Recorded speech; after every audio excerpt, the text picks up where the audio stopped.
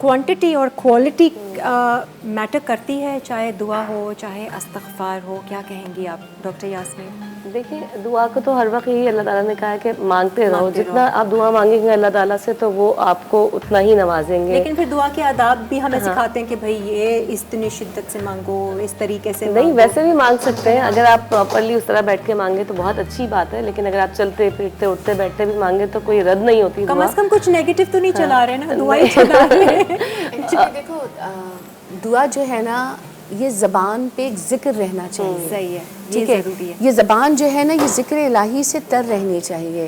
कि सरकार अलैहिस्सलाम जब मिराज पे गए थे तो हज़रत इब्राहीम अलैहिस्सलाम जब मिले थे तो उन्होंने कहा था कि आप अपनी उम्मत को मेरा सलाम कहिएगा और उन्हें कहिएगा कि जन्नत की मिट्टी बड़ी ज़रख़ेज़ है, यहाँ जो बीज डालोगे तो फिर जब आप यहाँ आएंगे तो खेत पाएंगे। तो उन्होंने चंद अल्फाज बताए थे जो हमारा तीसरा कलमा है कि सुबहान अल्लाह वल्हम्दुलिल्लाह वला इलाहा इल्लल्लाहु वल्लाहु अकबर। तो ये वो जिक्र है जो ज़बान पे हर वक्त रहना चाहिए कि जिसमें अल्लाह की हम्दो सना है। अब जब आप अल्लाह की तारीफ़ बयान कर रहे हैं तो वो इतना रहीम और करीम है कि वो आपकी दुआ सुनता है, वो आपकी माफ़ी सुनता है। तो इस्तग़फ़ार हो या दुआ हो, ये दोनों चीज़ें इंसान को करते रहना चाहिए। जब आप एहतिमाम से बैठते हो, देखो वो तो बहुत ही अच्छी बात है, फीलिंग्स लेकिन फील करते हमारी इतने बिजी रूटीन में ना हमें वो एहतिमाम का हर वक्त टाइम नहीं मिलता। तो अपने रब से इस कनेक्शन को, ये जो हम वाईफाई का कनेक्शन है ना हर जगह तलाश करते फिरते हैं, ये वहाँ से जहाँ भी जाते हैं कि हमें इस वाईफाई का कनेक्शन मिल जाए, अपने रब का वो वाईफाई का कनेक्शन अपने से ना टूटने दे।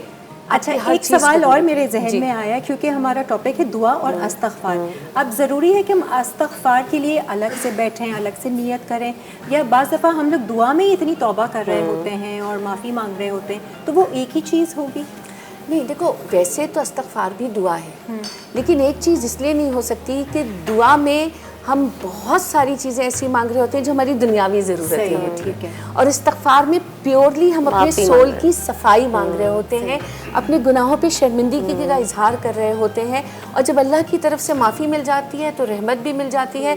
और किरण, आपके ही प्रोग्राम के तवस्सुस से मैं बात करना चाहूँगी कि हम बहुत जल्दबाज हो गए ना बहुत। तो आपको पता है अपना एरम आपा, लोगों को ये भी होता है, एक शिकायत कह लीजिए, एक गिला है कि हम लोग तो दुआ कर करके थक गए, हमारी तो दुआ ही नहीं कबूल। यही बात मैं करना चाह रही थी।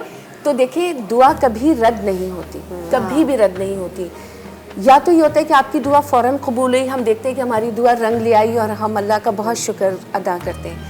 अक्सर ऐसा होता है कि मेरे रब को पता है कि ये चीज़ मेरे बंदे के लिए इतनी अच्छी नहीं है, तो वो कभी ऐसा करता है कि उसमें थोड़ी सी ताख़ीर कर देता है या फिर उसके बदले हमें कोई और चीज़ अता कर देता है जो उससे अच्छी होती है मगर हमारी समझ नहीं होती। तीसरी कैफियत ये होती है कि वो हमें किसी सूरत में नहीं मिलती, ना फ़ौरन मिलती है, ना बाद में मिलती है, ना उसके बदले में कुछ मिलता है। सही है। क़यामत के दिन जब नामाए अमाल हमारे कम होंगे नेकियों के, तो वो तमाम दुआएं उठ के उस नामाए अमाल में आएंगी और बंदा कहेगा या मेरे रब ये नेकियां कहाँ से आई? मेरा रब कहेगा ये वो तमाम दुआएं हैं जो तुम मुझसे करते थे।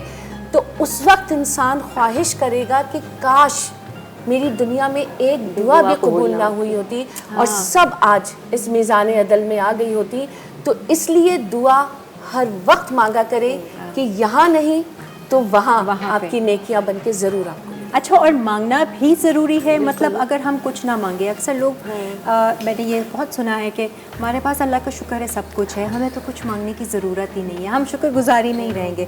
तो क्या वो भी सही है इस तरह का रखना? नहीं, तो शुक्रगुजारी खुद भी तो अल्लाह के आगे सबमिशन ही है ना, कि आप अल्लाह का शुक्र अदा कर रहे हैं, वो भी अल्लाह ताला को अल्लाह ने कहा ना लइन शकरतुम अज़ीदन्नकुम, अगर जितना शुक्र अदा करोगे मैं उसमें इजाफा करता चला जाऊंगा। तो शुक्र करने से तो आपकी नेमतों में इजाफा होता है, शुक्र तो करना ही है। मांगे जरूर, मांगे, अल्लाह देने वाला है। और जब ये आपने एक बात की थी कि दुआ कबूल क्यों नहीं होती, तो दो चार चीज़ें होती हैं। एक तो ये कि जैसे उन्होंने कहा कि जल्दबाजी हमको इतनी रहती है ना कि फ़ौरन कबूल जाए। दूसरा ये कि आप जब दुआ मांगे तो किसी से ख़ता रहमी और ऐसी दुआ ना मांगे कि जिससे किसी की दिल आज़ारी हो, किसी के लिए बद्दुआ वाले अल्फाज ना इस्तेमाल करें। फिर अब जब तक दूसरी एक दुआ कबूल नहीं हो रही, आप अल्लाह से मांगते रहें। और तीसरा ये कि रिज़्क़ हलाल का एहतमाम करें। अगर आपके रिज़्क़ में हराम का माल आ जाएगा किसी भी तरीके से तो आपकी दुआ कबूल नहीं होगी। तजावुज़, ये भी कहा जाता है कि हद से ज़्यादा तजावुज़ ना करें। मांग रहे हैं तो बिल्कुल ही पीछे पड़ गए और ज़ोर ज़ोर से चिल्ला रहे हैं, ये करें क्यों नहीं मिल रहा मुझे, ऐसा क्यों, ये भी ना करें। तो कुछ दायरे हैं जिनमें जिनको रह के follow follow करना है। चाहिए। और अक्सर हम अनजाने में ये गलती करते हैं, मुझे ऐसा लगता है कि वो अपने जिनके लिए हम दुआगो रहते हैं, जिनके लिए हम अपने रब से दुआ करते हैं कि अल्लाह ताला इनको खुश रख, इनको सुकून दे और इनको कामयाबी दे, और फिर वही अपनों से जब हम नाराज़ हो जाते हैं, गिला शिकवा करते हैं, कोई ऊपर नीचे बात हो जाती है, दिल में दुखन महसूस करते हैं उनकी वजह से, हम उन्हीं अपनों के लिए बदगोई शुरू कर देते हैं, बदगुमानी शुरू कर देते हैं। एक तरफ हम दुआ कर रहे हैं, दूसरी तरफ जब हम हर्ट होते हैं तो हमारी पूरी नेगेटिव एनर्जी एक्टिव हो जाती है उनके लिए।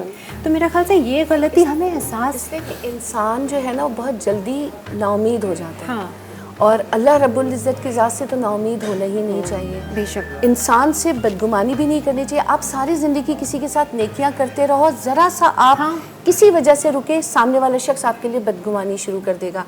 तो सबसे अच्छी बात ये कि अपने आप को सारी ज़िंदगी सबसे कमतर जानो, डाउन टू अर्थ रहो, और ये सोचो कि सामने वाला शख्स मुझसे बेहतर है, तो कभी शिकायत नहीं होगी। और मैं हमेशा ऐसे मौके पे वो शेर ज़रूर पढ़ती हूँ कि ज़ाया होने से बचा ले मेरे माबूद मुझे, ज़ाया होने से बचा ले मेरे माबूद मुझे, ऐसा ना हो वक्त मुझे खेल तमाशा कर दे। बेशक ये जो हालत है मेरी मैंने बनाई है मगर, ये जो हालत है मेरी मैंने बनाई है मगर, जैसा तू चाहता है अब मुझे वैसा कर दे।